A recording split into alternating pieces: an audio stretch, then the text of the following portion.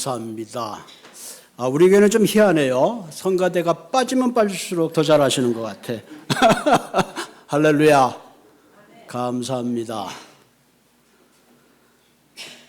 우리 계속해서 우리 로마서에 있는 말씀 보십시다. 오늘 로마서 11장 있는 말씀, 11장 13절에서 24절에 있는 말씀 보십시다. 로마서 11장 13절에서부터 보겠습니다.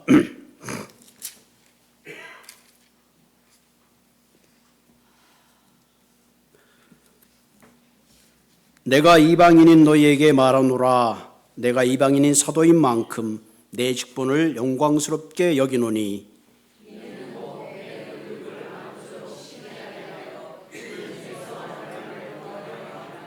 그들을 버리는 것이 세상의 하목이 되거는 그 받아들이는 것이 죽은 자 가운데서 살아나는 것이 아니면 무엇이리요?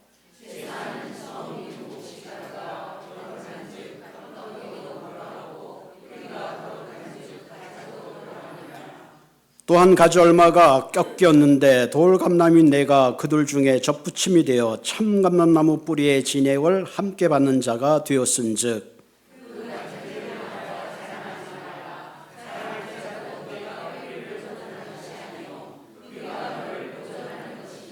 그러면 내 말이 가지들이 꺾인 것은 나로 접붙임을 받게 하려 함이라 하리니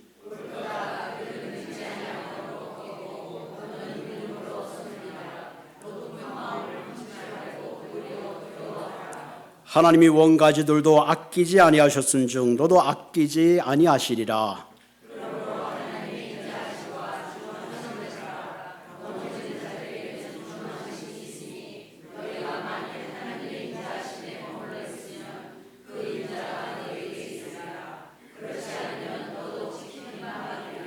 그들도 믿지 않은데 머무르지 아니하면 접붙임을 받으려니니 이는 그들의 접붙일 능력이 하나님께 있음이라. 내가 원 돌감나무에 찍힘을 받고 본성을 거스려 좋은 감람나무에 접붙임을 받았으니 원가진 이 사람들이야 얼마나 더 자기를 감람나무에 접붙이심을 받으리라. 아멘.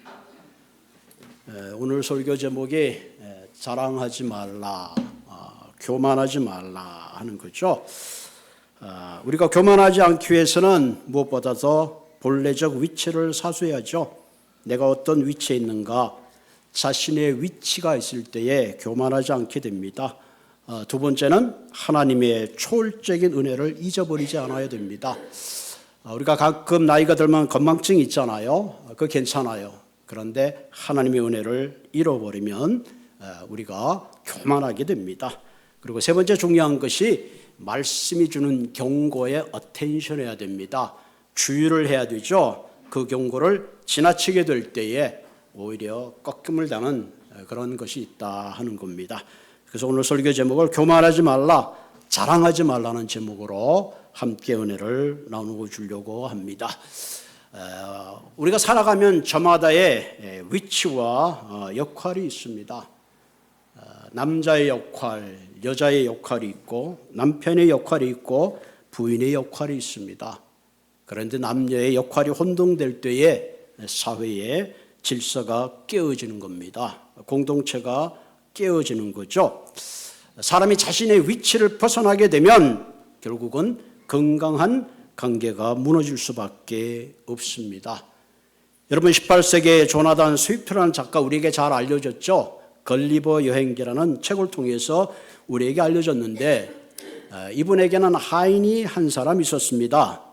이분이 하인을 데리고 먼 여행을 하는데 비가 와서 마차에 진흙이 잔뜩 묻었습니다. 말하기를 내일 아침에 우리가 먼 길을 가야 되니까 밖에 진흙을 다 청소를 하라 그렇게 부탁을 했습니다. 아침에 일어나서 떠나려고 봤더니 여전히 진흙이 묻어 있습니다. 하인을 불러가지고 내가 이거 진흙을 다 깨끗이 청소를 하고 닦으라 그랬는데 왜 닦지 않았느냐. 주인이 한다는 말이 주인님 어차피 비가 오고 땅이 질어가지고 마차 바퀴를 닦아도 소용이 없습니다. 그렇게 이야기를 합니다. 주인이 생각할 때 반드시 닦아놓으라 그랬는데 안 닦아놨으니 좀 언짢았죠. 그래도 어떡하겠습니다. 기가 차지만 그래 그럼 오늘 먼 길을 갈 테니까 오늘 빨리 서둘러서 출발하자. 그랬더니 하인이 한단 말이 주인님 저는 아직 아침을 안 먹었는데요. 그러니까 주인이 한 번에 어차피 아침을 먹어도 배가 고플 텐데 뭘 또 먹느냐 그렇게 대답을 했다고 합니다. 자신의 위치를 모르면 이와 같은 일을 당할 수밖에 없죠. 스승은 스승의 자리가 있고 학생은 학생의 위치가 있습니다. 군인은 군인의 자리가 있고 저마다의 자리가 있는데 군인이 자기의 자리를 박차고 나오면 그것이 결국은 구테타가 되는 거죠. 요즘 넷플릭스에 나오는 참교육이라는 그런 거 여러분 시리즈를 보고 있었잖아요. 참 사이다 같아요. 보고 있으면 시원합니다. 왜? 자기가 자리를 지키지 못했을 때에 많은 사람들이 어려움을 겪게 되고 결국은 그것을 바로잡는 그런 드라마죠. 그래서 어른이 아이를 무서워하면 되겠느냐, 스승이 학생을 무서워하면 되겠느냐, 그러면서 공공의 질서를 잡아가는 그런 통쾌한 드라마입니다. 제가 그 드라마를 보면서 야, 요즘 참 많은 질서들이 무너졌구나. 내가 당연히 있어야 될 자리, 당연히 있어야 될 위치들이 혼동되어 있구나. 그런 것을 직감하게 됩니다. 특별히 오늘 본문은 위치에 대한 거죠. 자신의 위치를 잃어버리고 교만한 자리에 올라가라고 할 때에 바울은 거기에 대한 경고를 하고 있습니다. 여러분 요즘 월드컵 보고 계시죠? 우리나라가 참 우리나라 얘기하면 또 여러분들이 화가 나실 테니까 다른 나라 얘기를 해야 되겠어요. 어제 그 프랑스 경기를 봤는데 음반페 그 코너킥 골킥으로 그래서 이제 16강에 올라가게. 또 하나는 캐나다하고 모로코 하는데 캐나다가 볼을 거의 갖고 있었어요. 근데 볼에 득점력이 없었어요. 결국은 모로코가 이겼습니다. 제가 그 경기를 이렇게 보면서 이게 수비는 수비, 공격 자기의 위치를 잘 사수하는 것이 참 중요하겠다 그런 생각을 하게 됩니다. 아무리 급해도 수비하는 사람이 공격에 뛰게 되면 허점이 생기고 결국은 그게 골로 연결되지 않나 그런 생각을 하게 됐습니다. 그리고 사람이 사는 것도 운동 경기도 자기의 위치를 사수하는 것이 얼마나 중요한가 하는 것을 보게 되죠. 자, 오늘 본문 18절에 가만 볼까요? 자, 오늘 본문 18절을 보십시다. 18절에 보면 그 가지들 향하여 자랑하지 말라. 내 뿌리를 보존하는 것은 한마디로 가지가 아니고 뿌리가 너를 보존하고 있으니까 가지인 너는 자랑하지 말라. 그렇게 얘기하는 거죠. 그들이 믿지 아니함으로 꺾이고 너는 믿음으로 섰느니라. 높은 마음을 품지 말고 도리어 두려워하라. 유대인들은 믿지 아니함으로 가지가 꺾었고 너는 믿음으로 접붙임을 받았는데 그럼에도 불구하고 너희들이 높은 마음을 품지 말고 자랑하지 말고 겸손한 마음으로 하나님을 믿으라 하는 충고의 말씀을 하고 있습니다. 지금 로마 교회는 우리가 알듯이 그 디아스포라에 의해서 형성되어 있죠. AD 19년들에 클라우드 황제가 로마에 살고 있는 모든 유대인들을 추방하게 됐고 이들이 뿔뿔이 흩어지게 됐습니다. 사실 바울이 2차 전도 여행 때에 아굴라와 브리스를 통해서 만난 그 지역 교회가 바로 고린도 교회죠. 이렇게 헬라인 그리스도인들이 함께 모여서 살다 보니까 이방인들이 많이 교회에 크리스찬으로 들어오게 됐습니다. 그러다 보니 거기에 새로운 세력이 생겼죠. 유대인에 대해서 너희는 예수님을 십자가에 못 박고 하나님께 등졌기 때문에 하나님께 버림받았다. 우리는 하나님이 선택해서 특별한 존재다. 그러면서 교회 안에 새로운 특권의식이 생겨나게 되었습니다. 그 결과 이들은 하나님의 은혜로 구원받은 것보다 오히려 스스로의 우월감에 사로잡히고 교만하기 시작했습니다. 이때 바울이 얘기하죠. 하나님이 이스라엘 백성들을 하나님이 믿지 않고 우상을 섬긴 것으로 하나님이 그 가지를 꺾은 것은 맞다. 그러나 하나님이 이스라엘을 진정 버리신 건 아니다. 이스라엘의 버림을 통해서 이방인 너희들에게 구원의 은혜가 주어졌고 궁극적으로 하나님의 본심은 그들도 하나님께 돌아와서 구원받는 백성이 되는 것이다 라고 바울은 이야기하고 있습니다. 자, 오늘 본문에 있는 것처럼 이방인들만이 이런 교만하고 자랑하는 마음이 있었는가 하는 겁니다. 오늘도 우리의 신앙생활을 하는 걸 가만히 생각해 보면 우리는 신앙생활하면서 나도 모르게 교회 안에서 크리스찬이라는 특권의식에 사로잡힐 때가 많이 있습니다. 어떤 사람 내가 주의를 지키는 것이 특가운 의식이 되고 때로는 말씀을 잘 듣고 말씀 가운데 섬기는 것이 나도 모르게 특권 의식이 되고 심지어는 교회 밖에 있는 사람들에 대해서 나름대로 존중하는 마음보다는 내 나름대로 선민의식 속에 갇혀 있지 않나 그런 생각을 하게 됩니다. 여러분 우리 한 사람 한 사람 이 자리에 앉아 있지만 가만히 생각해 보면 내가 잘나서 하나님께 은혜를 받고 내가 잘나서 구원받을 수 있는 여건은 하나도 없습니다. 저도 목회를 이렇게 하고 있지만 어떨 때 이런 생각이 해요. 내가 하나님이라면 너를 계속 목회하게 할까? 당장에 아마 10번이라고 파이어 시켰을 거다. 그런 생각을 종종 할 때가 있습니다. 사실 하나님이 먼저 우리를 찾아와 주시고 하나님이 먼저 손을 내밀어 주시고 하나님이 먼저 우리의 이름을 불러주신 겁니다. 그런 의미에서 우리는 다시 한번 주님 앞에 겸손한 마음으로 나아가는 것이 중요합니다. 그렇기 때문에 우리가 이런 하나님이 나를 찾아오시는 은혜를 잃어버리게 될 때에 우리는 스스로 교만하게 됩니다.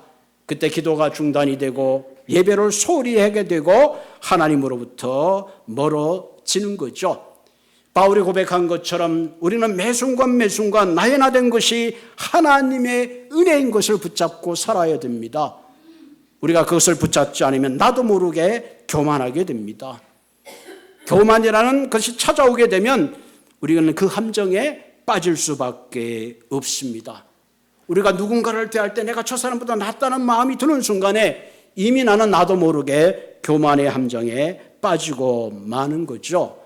그러면서 오늘 본문을 통해서 우리가 어떻게 하면은 겸손한 마음으로 자랑하지 않고 교만하지 않고 우리가 하나님 앞에 본래적 위치를 사수할 수 있을까? 오늘 본문을 통해서 세 가지 중요한 원리를 나누기를 원합니다. 첫 번째는 우리가 교만이라는 함정에 빠지지 않기 위해서는 본래적 위치를 깨달아야 합니다. 오늘 본문 16절을 볼까요? 자, 본문 10절을 보면 제사는 처음 익은 곡식가루가 거룩한 즉 떡덩이도 그러하고, 여러분 거룩한 곡식가루로 떡을 만들면 당연히 떡도 거룩할 수밖에 없죠. 그리고 뿌리가 거룩한 즉 가지도 그러하다. 뿌리에서부터 오는 거룩함은 결국 가지로 전달되고 뿌리가 거룩하면 가지도 거룩할 수밖에 없는 겁니다. 자, 그러면 여기서 이스라엘 백성들은 아브라함의 믿음의 조상으로부터 출발했다면 당연히 그 유대인들 이스라엘 백성들도 거룩함을 유지해야 합니다. 그 뿌리가 하나님의 언약의 백성이라면 그 언약의 백성으로부터 시작된 그 가지도 거룩함을 유지하는 것이 당연한 거죠. 그런데 그렇지 못했습니다. 하나님이 원뿌리에게 하나님이 언약을 주시고 약속을 주시고 그들에게 하늘의 비전을 주시고 거룩하게 했는데 그들은 그 거룩함을 지켜내지 못했습니다. 그 이유가 무엇일까요? 17절에 보면 이렇게 나옵니다. 또한 가지 얼마가 꺾었다. 돌감람나무이 내가 그들 중에 접붙임이 되어 참감람나무 뿌리의 진액을 함께 받는 자가 되었다. 그들의 뿌리도 거룩하고 가루도 거룩했는데 결국은 그들은 떡덩이나 혹은 가지의 열매를 아름답게 맺지 못한 거죠. 그 거룩함을 이어가지 못한 겁니다. 믿음을 고수하지 못한 거죠. 그래서 하나님께서 그 중에 얼마를 꺾었다. 왜? 하나님께 불순종함으로 하나님이 그 가지를 꺾은 거죠. 하나님은 거절하는 유대인들의 가지를 쳐서 꺾듯이 그 대신에 그 가지를 꺾었지만 오히려 너희들에겐 그 꺾음을 통해서 돌감나무와 같은, 여기 돌감나무 소위 말하면 이방인을 말하는 거죠. 돌감나무 너희들이 오히려 너희들에게는 접붙임이 되는 놀라운 은혜가 되었다 하는 겁니다. 결국은 유대인들은 예수 그리스도를 거부하고 2000년 동안 방랑하게 하고 꺾인 가지채로 우리가 버려짐을 당하게 되었습니다. 그 결과로 오히려 우리들에게는 하나님께서 접붙임이 되는 거룩한 진액을 함께 나눌 수 있는 은혜를 베풀어 주셨다 하는 거죠. 자, 여기서 돌감람나무는 우리가 가만히 생각하면 야생에서 있는 야생 올리브나무입니다. 여러분, 야생 올리브나무의 특징은 첫째는 방치된 나무입니다. 그래서 아무도 그 올리브나무를 돌보질 않아요. 두 번째는 거름을 주거나 영양이 공급되지 않습니다. 그래서 궁극적으로는 말라 비틀어질 수밖에 없어요. 그래서 야생 올리브 나무가 조그만 열매를 맺는다 할지라도 그 열매는 달달한 것이 아니라 쓴맛이 나게 됩니다. 그러니까 유럽에 가서 이 올리브 나무의 올리브 열매를 짜지도 않고 아주 달짝지근한 게 맛있더라고요. 근데 야생에서 이게 지금 올리브 나무예요. 여기 좀 가짜 같지만 진짜 같이 이렇게 만들어 놨는데 이 올리브가 적어가지고 먹어도 쓴맛이 나는 거예요. 여기서 말하는 돌감람나무라는 건 뭐예요? 우리가 하나님 마음에 들어오기 전에, 구원받기 전에 우리의 인생이 이와 같았다는 거죠. 아무도 케어하지 않고 돌보지 않고 공급이 없는 돌나무 같은 말라 비틀어질 수밖에 없는 우리의 삶 가운데 주님이 찾아오셔서 거룩한 예수 안에 접붙임을 받았다. 그런 얘기를 지금 하고 있는 것입니다. 이 사실 우리가 바로 알 때에 우리는 신앙생활 할 때에 겸손한 마음으로 살아가게 되는 거죠. 하나님, 이 돌감나무와 같은 나의 인생을 주님께서 주님 안에 접붙임을 통해서 내 삶에 부요함이 있게 하여 주시고 내 안에 거룩함이 있게 하고 내 안에 진행을 받는 그런 삶으로 불러주신 그것을 기억할 때에 우리는 매 순간 하나님의 은혜 안에 붙어 있을 수 있다는 사실입니다. 성경에 보면 나는 포도나무여 너희는 가지라 그랬잖아요. 포도나무와 가지의 관계는 절대적으로 그 관계 속에 있을 때에 거기에 진정한 열매가 있고 거기에 진정한 아름다움이 있음을 볼 수가 있습니다. 그래서 오늘 본문 17절에 뭐예요? 접붙임이 되어 감람나무 뿔에게 진액을 함께 받는 자가 되었다. 그래서 너희도 거룩한 백성이 되고 아브라함의 후손이 되고 약속의 백성이 되었은즉 그러면 너희들이 자랑하지 말고 교만하지 말라. 그런 얘기를 하고 있는 겁니다. 그러면 우리가 교만하지 않기 위해서는 매 순간 감람나무와 같은 비틀어진 나의 인생 가운데 주님 찾아오셔서 내 삶 가운데 약속을 주시고 천국의 소망을 주시고 거룩하게 하신 하나님의 은혜 가운데 머물 때에 우리는 나의 나된 것이 내 힘이 아니고 하나님의 은혜인 것을 기억하는 그런 삶이 되기를 주님의 이름으로 축복을 드립니다.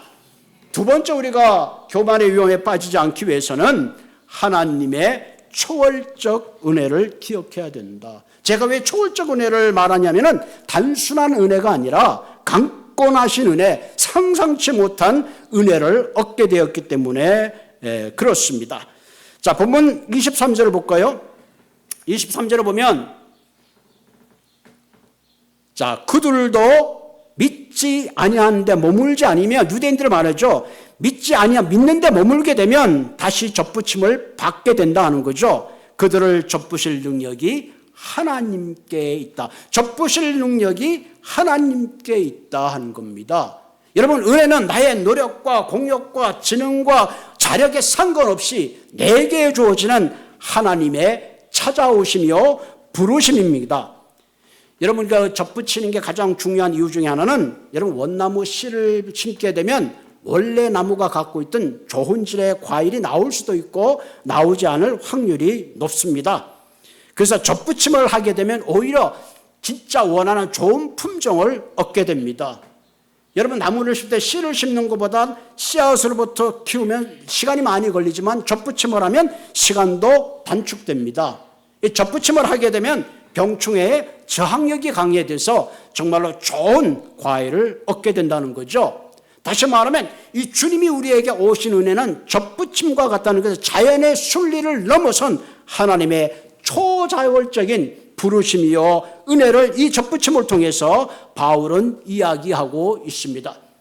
때때로 하나님은 비상식적이지만 자연의 법칙을 넘어서서 우리에게 다가오신다는 거죠. 바울은 지금 이것을 이야기하고 있습니다. 순서적으로 말하면 유대인이 먼저지만 유대인이 믿음의 발자국에서 한 스텝 다운 했을 때에 하나님께서는 우리를 위하여 예수 그리스도에게 접붙임을 통하여 죄인은 우리를 찾아오시고 우리의 삶에 아름다운 열매로 주시기 위해서 우리 한 사람 한 사람을 불러주셨다 하는 겁니다.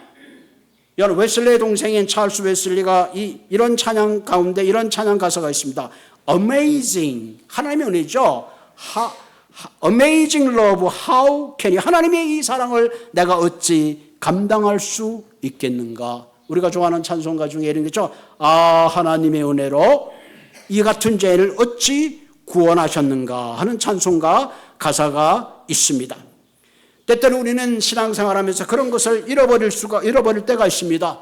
찬송가의 가사처럼 하나님의 은혜로 이 쓸데없는 자 왜 구속하는지 나는 알 수 없도다. 알 수 없도다. 자격이 되지 않고 내가 하나님의 축복과 권리를 받아야 될 당연함이 없음에도 불구하고 하나님이 이것을 베풀어 주신 그 은혜를 잊지 말아야 된다는 사실입니다. 저에게 어떤 권사님이 꼭 전화를 목사님 우리 혹시 식사 담당 아니십니까? 매번 전화를 하고 가끔씩 물어보세요. 왜 가만히 생각해보니까 건망증이 있어서 그래요. 근데 이런 건망증은 있을수록 좋아요. 오늘 식사 대접을 온유석 해냈는데 목사님 또 온유석 다음 달에 또 해야 되지 않습니까? 물어본다면 그건 기뻐. 이런 영적 건망증은 환영입니다. 여러분 집에 가서 목사님 내 안경을 놓고 갔는데 이런 건 뭐 환영하는 건망증이 아니에요. 하나님의 은혜는 우리가 섬김의 은혜는 잊어버릴 수 있지만은 영적 건망증은 하나님이 좋아하신다는 사실입니다. 그러면 중요한 건 뭐예요? 우리가 하나님의 은혜에 대해서 잃어버리면 안 된다. 잃어버리면 안 된다. 하나님으로부터 멀어질 때 우리가 가만히 생각해 보면 영적 건망증이 걸려서 그래요. 여러분 우리가 신앙은 체험이라 그러죠. 그런데 체험적 종교는 사실 오래가지 않아요.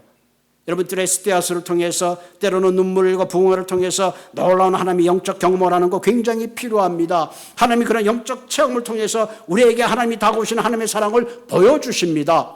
그러나 그보다 더 중요한 게 있는데 하나님 안에서 교제하는 것이 참 필요합니다. 관계가 필요합니다.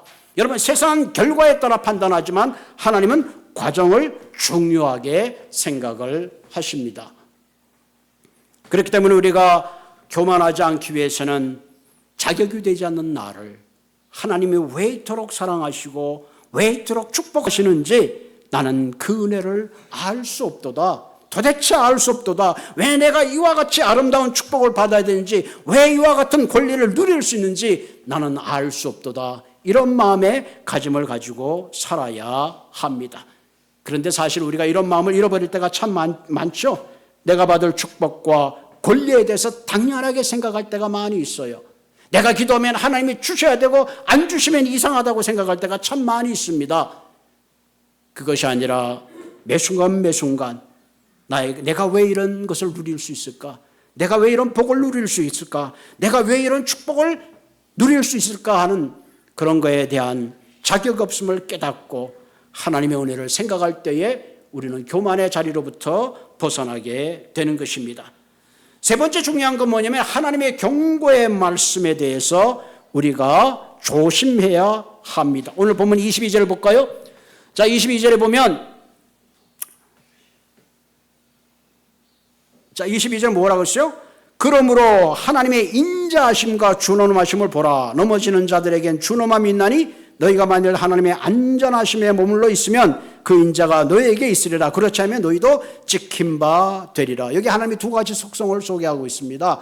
하나는 하나님의 인자하심과 준엄하심. 인자하심이라는 것은 하나님의 긍휼, 사랑, 어떤 베푸심이라고 번역할 수 있다면 이 준엄하심이라는 단어는 참 어렵습니다. 아포토미아라는 이 말인데 이것은 여기에 딱 한 번 나옵니다. 이 준엄하시라는 뜻이라는 엄격함, 철저함, 좀 더 바르게 번역을 한다면 심판의 의미를 가지고 있습니다. 자, 하나님은 우리에게 긍휼의 하나님, 인자하심으로 다가오지만 때때로는 우리에게 준엄하신 하나님의 심판의 하나님으로 다가오십니다. 자, 그 결과는 어디에 있는가? 자, 우리가 믿음으로 하나님께 나아갈 때에 하나님은 용서와 자비와 인자하심으로 다가오지만 반대로 불순종과 불신앙으로 나아가게 될 때에 하나님은 우리에게 준엄하심으로 나타나신다는 사실입니다.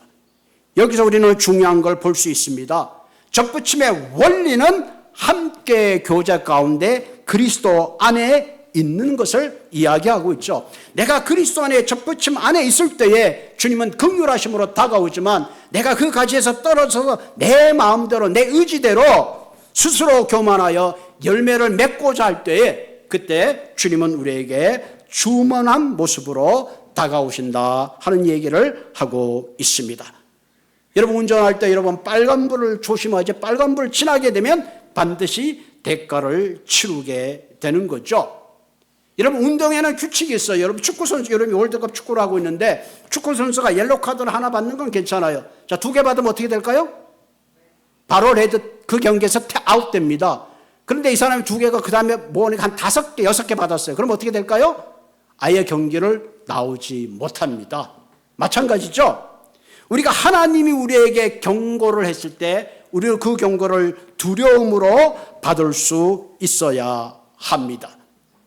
여러분 야구 경기에서 야구가 이렇게 쓰면 이제 점수를 내기 위해서는 번트를 하든가 플라이스를 통해서 한 사람이 이루러 가든지 점수를 가지고 오게 돼요. 그 감독이 나가는 선수에게 지시를 해요. 그러면 그 나온 선수가 이 희생 번트를 하든지 플라이 아웃을 날려야 되는데 이 사람이 생각을 해가지고 야 내가 한번 때려야 되겠다. 그래서 때려가지고 다행히 안타가 났어요. 그러면 감독이 어떻게 할까요? 번트를 댔는데 쳤는데 막 2루타가 나와버렸어. 어떻게 돼요? 감독이 선수를 불러서 혼을 낼까요? 아니면 박수를 칠까요? 아니 곤란하네 이거. 내 말도 안 듣는데 쳤는데 그냥 안타가 났어. 보통 그럴 때 야구를 보면 선수가 들어오면 막 이렇게 하고 칭찬을 해줘요. 근데 감독은 속으로 저놈 두고 보자. 저놈 두고 보자. 아무리 잘 치는 선수라도 번트를 할 땐 볼트라고 그 희생 플라이를 통해서 내가 잘못했더라도 그 기록은 그대로 남는 겁니다. 굉장히 중요하죠. 규칙을 따라간다는 것이. 그러나 야구에서는 여러분 쳤을 때 희생 플라이 아니고 다행히 내가 안타를 쳤지만 만약에 그게 병살타를 갔다든가 쳤는데 잘못해서 아웃되면 그때는 큰일 나는 거죠. 그때는 혼자서 이제 뭐 독박을 쓰는 거죠. 다행히 그런 게임에서는 결과에 따라서 그게 모면해 나갈 수 있지만 신앙생활은 그렇지 않아요. 여러분 신앙생활은 결과의 중심이 아니라 하나님은 과정을 중요하게 생각합니다. 심플한 생각으로 내가 도둑질해서 그 돈으로 이웃을 도왔다. 결과는 좋았지. 이웃을 도운 결과는 좋았지만 도둑질하는 과정은 잘못된 겁니다. 내가 뭐로 가도 서울 가는 게 아니라 기독교의 신앙은 바른 길이 있는 것이요. 참 생명은 예수 그리스도를 통해서 얻는데 다른 걸 통해서 얻는다는 것은 잘못된 거죠. 그렇기 때문에 예수님께서 말씀하시는 건 뭐예요? 이 동전 한 입을 드리는 그 마음의 상태가 중요한 겁니다.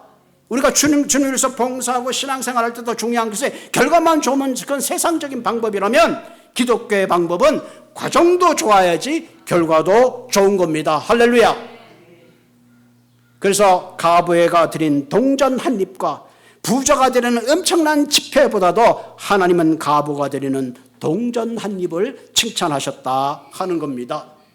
내가 이웃을 도울 때도 그를 불쌍한 마음으로 내게 주머니에 있는 것을 털어서 주는 사람하고 돈이 잔뜩 있는데 그 가운데 몇 개를 폼을 잡으면서 야 이거 먹고 떨어져라 하고 돕는 거는 본질상 다른 겁니다.